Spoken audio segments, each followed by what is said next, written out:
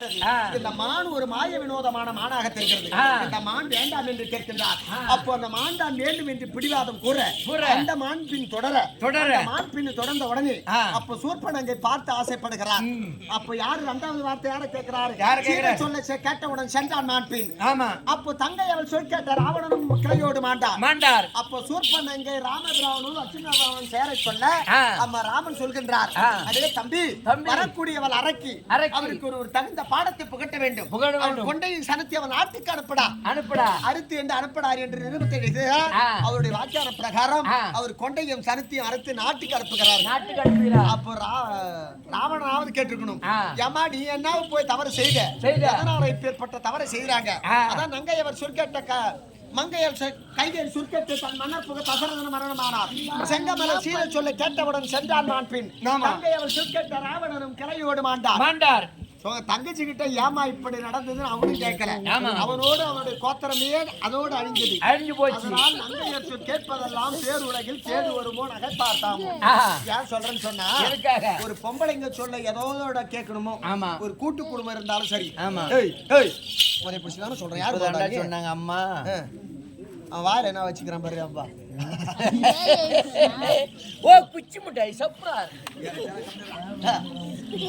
அப்போ நங்கையார் சொல் கேட்பதெல்லாம் பேர் உலகில் கேடு வருமோ நகை பார்த்தாமோ. அப்ப ஏதோட ஒரு பொம்பளைக்கு சொல்ல கேட்கணுமோ, அதோட தான் தம்பி கேட்கணும். கண்டிப்பா. அதனால தேவையில்லாத பொம்பளைக்கு பார்த்தலாம் ஆசைப்படாத. ஏமா நான் ஆடுறதுக்கு வரக்குள்ள நெருப்பு எடுத்துருவாடின்னு சொன்னேன் பொண்டாட்டி. ஐயா அவ செருப்பு எடுத்து காட்டுறான். வேற வழி கிடையாது. கொஞ்சம் மாதிரி ஆளுங்களாம் அப்படி காட்டினாதான் அது குடும்பம் பண்ண முடியும். அது போட்டும். எப்படி நாடகத்துக்கு போகணும், டைம் ஆயிடுச்சு, டாடா சங்க நிக்குது, தூரம் போய் பஸ் ஏறி போகணும். இந்த துணிமணி மடிச்சு வைடுங்கிறேன், கால் நீட்டி போட்டு டிவி பார்த்துட்டு இப்பதான்டா ஆம்பளை நாகே சிரி கதை ஓடுது, நீ எடை போட ஆம்பளை நீ போட. ஐயோ என்ன படுத்து எனக்கு வந்து வாயாடி குன்ற முடியா. கொஞ்சம் பொம்பளைக்கு அப்படி இப்படி இருந்தாலும் தட்டி கொட்டி நாம தான் குடும்பம் விட்டு கொடுப்பவன் ஒரு காலம் கெட்டு போவது கிடையாது. கெட்டு போற கம்மியாட்டி ஒரு காலம் விட்டு கொடுக்க மாட்டேன். எப்படியா பையன் கை அங்கேதான் போகும். கத்தி எடுத்து ஒரு போடு போட்டோன்னா அந்த கத்தி கை இங்க வராது. நான் சண்டை போட்டோமா புளியம்பாய் ஊதி பரா தம்பி.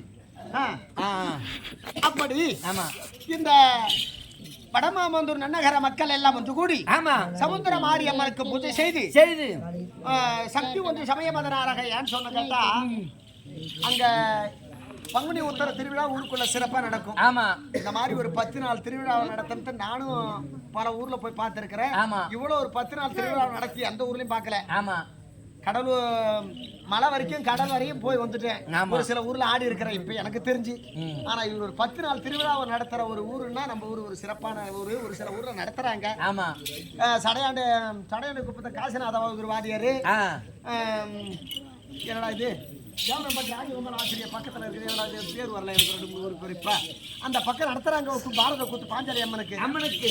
ஆனா மிக சிறப்பா நடத்தக்கூடிய ஊரு நம்ம ஊரு. அதை பத்தி பிரச்சனை கிடையாது, எந்த குறையும் இல்ல. அதனால் நம் நாடகத்தை கண்டுகளிக்க வேண்டும் என்பதற்காக அருமை தாஜேந்திரியால ஒன்று கூடி நம் நாடகத்தை கண்டுகளித்திருக்கக்கூடிய அருமை யாதரோட உங்களோடு ஒரு நாடகம் ஆடுவதற்கு ஒரு வாய்ப்பு கொடுத்தாங்க பாரு. சிலதான் நம்ம பார்த்துட்டு இருந்தோம். இன்னைக்கு ஆடுவதற்கு அது கடவுளுடைய அனுகிரகத்தால் என்னென்னைக்கு நடக்கிறோமோ அது கண்டிப்பா நடந்தே ஆகும். என்ன நடக்கணுமோ இறைவன் கொடுப்பதை ஒரு நாளும் தடுக்க முடியாது. அப்படியே அவர் கெடுக்க நினைச்சாலும் அது யாராலும் தடுக்க முடியாது. அதனால் நம் நாடகத்தை கண்டுகளித்திருக்கக்கூடிய அருமை ராஜேந்திரராக விளங்கக்கூடிய கற்றணிய கனதரவான் அவர்களுக்கும் சபையோர் அவர்களுக்கும் மாரியம்மனுடைய பாதத்திற்கும் ஐயா உங்களுடைய பாதத்திற்கும் இந்த ஒரு வாகர போட்டு இந்த பணத்தை வாய்த்தலாமா? போடு. சரி வா காசு போட்டு பேரை வாக்கு.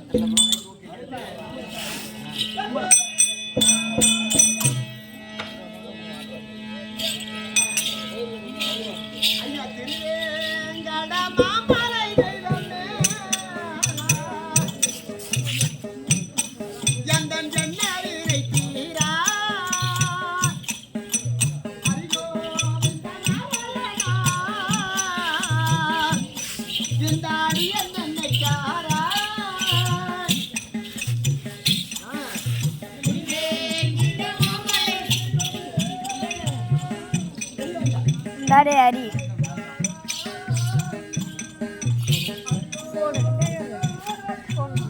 அப்படின்ட்டா